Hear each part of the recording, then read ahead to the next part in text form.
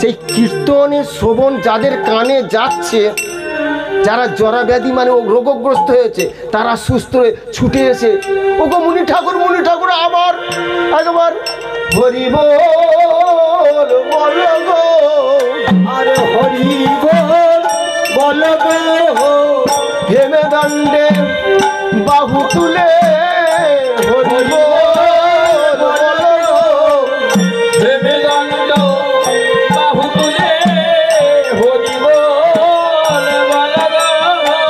বলছে আর একবার বলো। ঠিক সেই সময় শিব ঠাকুর, কৈলাসের শিব ঠাকুর থাকে, শিব ঠাকুর অন্তর অন্তরে ছুটে আসছে, নারদ থাম থাম থাম থাম, তো হরিনামটা বন্ধ কর, তো হরিনামটা বন্ধ কর, হরিনামটা বন্ধ কর। নারদ মুনি তো করজোড়ে বলছেন, ওগো গুরুদেব, কেন তুমি আমার এই নাম বন্ধ করতে বলেছ? নামে বন্ধ করতে বলেছ নারদ, এই নাম যে আমি গোপনে রেখেছি, এখন তো প্রচার করার কথা নয়, নাম আমি সংগোপনে রেখেছি, এই কাউকে প্রকাশ করবো না। আয় বাবা আয়, আমার এই শ্মশানে ভজন কুটিরে আয় বাবা, তুই এখানে নাম কর, কেউ জানতে পারবে না, মনের আনন্দে গান কর। আর এই নাম যদি তুই এই পাড়া প্রতিবাসীর দ্বারে দ্বারে যদি এই নাম করে থাকিস,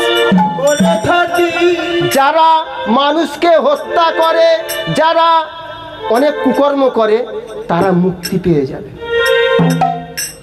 তুই নামটা করিস না, পাপ করলে মাগো বাপকে ছাড়ে না, ভোগ করতে হয়। যদা যদা জানতে কি নরহি জাহ্নবী রদন্তি পাপশ্চ প্রিয়, ওরে কৃত নরাধাম সমুদে স্বয়ং নিয়ন্তি মুদ্রাতাং।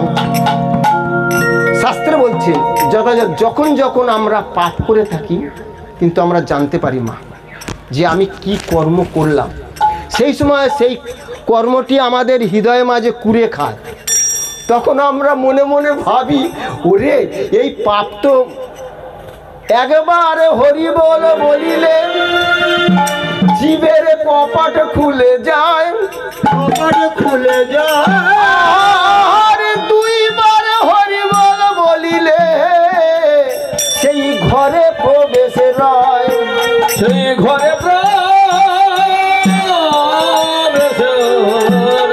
তিনবার হরি বল বলিলে বৈকুণ্ঠেতে যায়,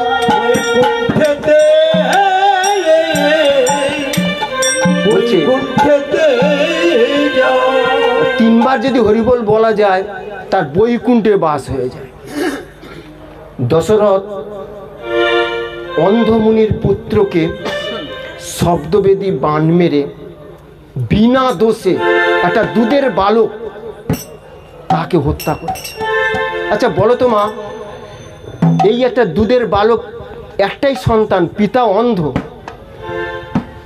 নদীর কূলে জল আনতে গেছে একটা ভাণ্ড নিয়ে, সেই ভাণ্ডটি যখন ডোবাচ্ছেন সেই সময় ঢকঢক একটা শব্দ হয়, তো যেই শব্দ হচ্ছে, আর দশরথ কি করছে, বনের মাঝে রাত হয়ে গেছে, সৈন্য সামন্ত নিয়ে আর ওখানে এক জায়গায় হল করেছে। যেমন আমরা তীর্থ ভ্রমণে গেলে যেখানে গাড়ি রাত হয়ে যায়, একটা জায়গায় মাগো হল করা হয়, ঠিক দশরথ হল করেছে, সেখানে সৈন্য সামন্ত নিয়ে আজকের এখানে আমরা রাত কাটাবো, আবার প্রভাতকালে আমরা চলে যাব। ঠিক সেই রাত্রে ওই অন্ধমুনির পুত্র কি করছে না, ওই নদীর কূলে পিতার পিপাসা পেয়েছে, জল আনতে দিচ্ছে। দুরাচার রাবণকে দশরথ কি করেছে মা জানো? সেই সময় মনে ভাবলেন যে পাগল হস্তি হয়তো আমাদের আক্রমণ করতে আসছে, তাই কি করেছে, শব্দবেদী বাণটা মেরেছে, যে আসছে ওই শব্দটা করেছে, বাণটা গিয়ে এখনো অন্ধমুনির পুত্রের বক্ষে গিয়ে আঘাত করলেন। যখনই আঘাত করেছেন, বাবা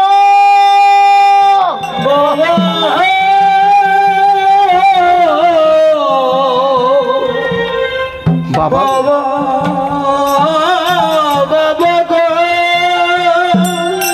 বাবা বাবা বলে চিৎকার করে